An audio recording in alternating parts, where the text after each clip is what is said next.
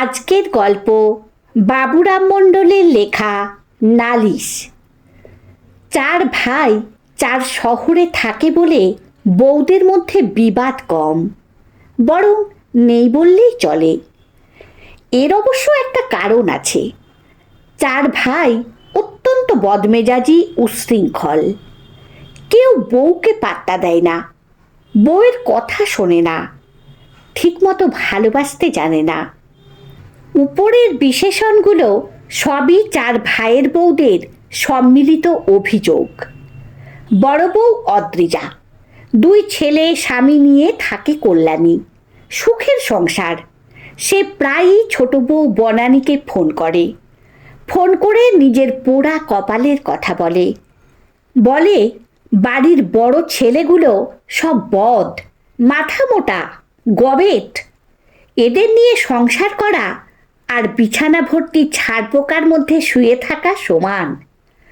জীবনটা তামা তামা করে ফেলল। বনানী বড় বউয়ের কথা মনোযোগ দিয়ে শুনে অনেকক্ষণ চুপ করে থাকে। তারপর কপাল চাপড়ে বলে, কি বলছো দিদি, ছোটগুলো বদের মাচা। একটা কথা যদি শোনে, সারা দিন শুধু ক্যাটর ক্যাটর, হাড় মাংস জ্বালিয়ে ফেলল। মেজ বউ লাবণী থাকে বেথুয়া ডহরি। তার ভাব সেজ বউয়ের সঙ্গে। সে মাঝে মাঝেই সেজ বউকে ফোন করে বলে, তোমার ভাসুরকে তো চেনো না, যেমন গোয়ার তেমন ঘাট টেরা। কোনো কাজে হেল্প তো করেই না, উল্টে সারা দিন রান্নার খুঁত ধরে, রাতে নাক ডাকে।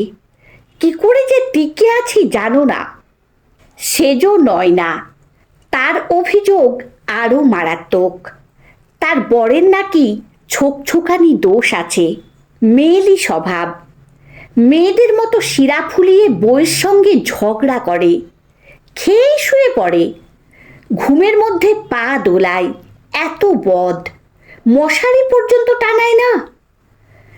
দীর্ঘদিন ফোনাফোনি করে চার বউ মোটামুটি একমত হয়েছে যে চার ভাই বদ, এক গোয়ালের গরু।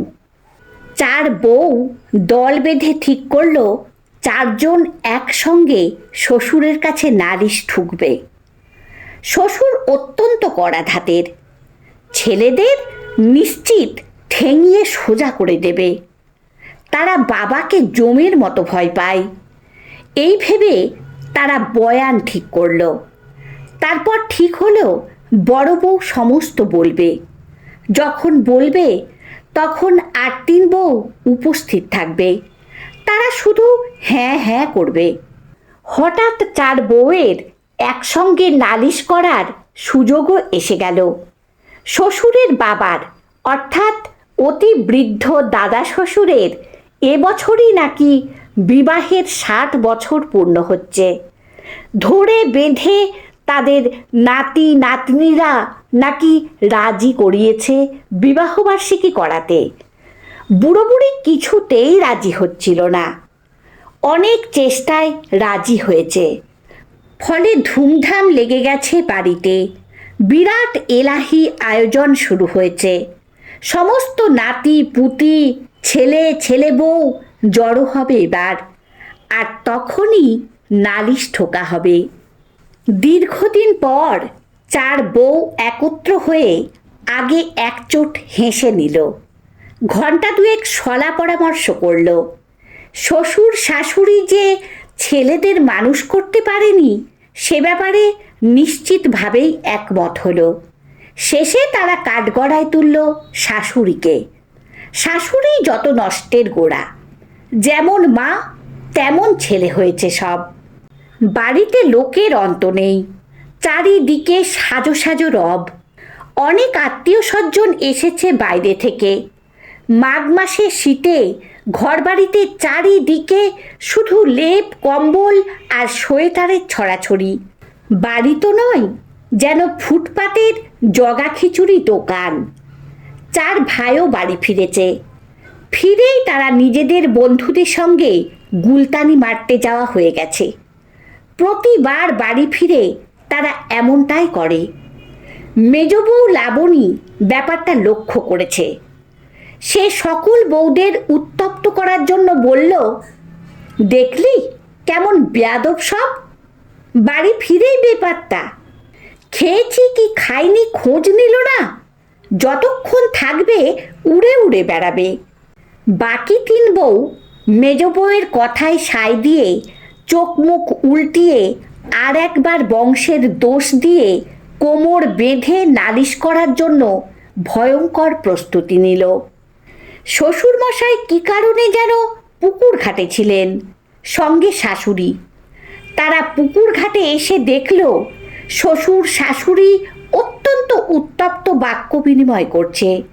কী কারণে শ্বশুর শাশুড়ি এতটা উত্তেজিত বোঝা গেল না, তবে শ্বশুরের শেষ কথাটা পরিষ্কার শোনা গেল। তিনি বললেন, নাও এবার আমার চামড়া দিয়ে ডুগডুগি বাজাও। বৌমাদের দেখে শাশুড়ি হঠাৎ দুহাত গৌরাঙ্গের মতো উপরে তুলে চিৎকার করে বললেন, দেখো বৌমা, তোমরা সবাই দেখো, কি বলছে দেখো, আমি নাকি খাটাস।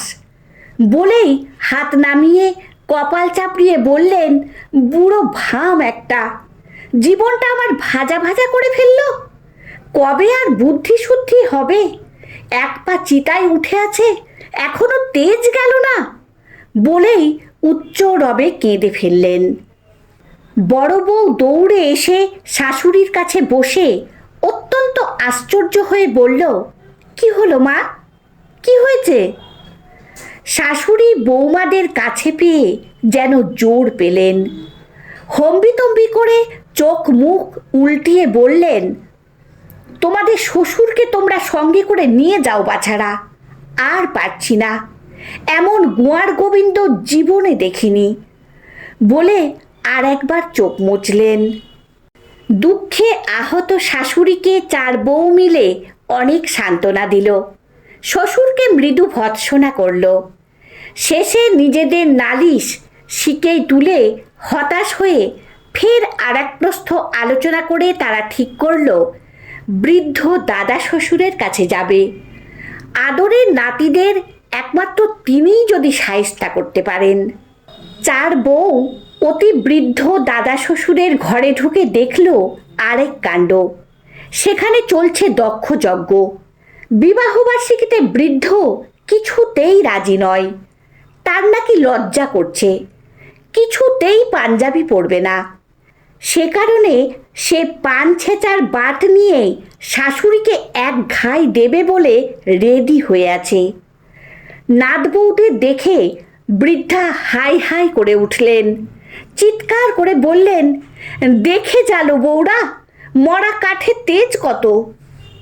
বৃদ্ধ সম্ভবত কানে কম শোনে, সে অতি উত্তেজিত হয়ে নাত বউদের দেখে বলল, আমাকে একটা ডিভোর্স পেপার এনে দিবি তোরা? এদের ভাব দেখে চার বউ তৎক্ষণাৎ সরে এলো সেখান থেকে। গতিক ভালো না, পাঞ্ছে চুনি তাদের দিকে ছুঁড়ে মারতে পারে বুড়ো, এতটাই উত্তেজিত হয়ে আছে। বাইরে এসে চার বউ মিলে এদের কাণ্ড দেখে আরেকবার হেসে নিল। হাসি সমাপ্ত হলে বড় বউ গম্ভীর হয়ে বলল, ভাই সকল, আমি একটা জিনিস বুঝেছি, অনুমতি হলে বলি। বাকি তিন বউ বড় বউয়ের ভাব দেখে অবাক হয়ে হেসে ফেলল। শেষে বলল, শোনা যাক। বড় বউ তখন দার্শনিকের মতো একটা ভাব নিয়ে উদাসী হয়ে বলল, দেখ, গণ্ডগোল সমস্ত স্বামী স্ত্রীর মধ্যে আছে, ছিল, থাকবে। তবে আমার মনে হয় যদি আমরা হাজব্যান্ডের থেকে কি পাইনি সেটা না ভেবে কি পেয়েছি শুধু এটুকু ভাবি, তাহলে অনেক সুখে থাকতে পারবো, বুঝলি? অকারণ যেখানে সেখানে নালিশ করে লাভ নেই। B positive. মেজ বউ সর্বপ্রথম উৎসাহী হয়ে বলল, ঠিক বলেছ দিদি, যেটুকু পেয়েছি এটাই বা কম কি? সুখ তো মনে মননে। চার বউ মিলে আরেকবার হাসল। সে হাসি বড় সুন্দর।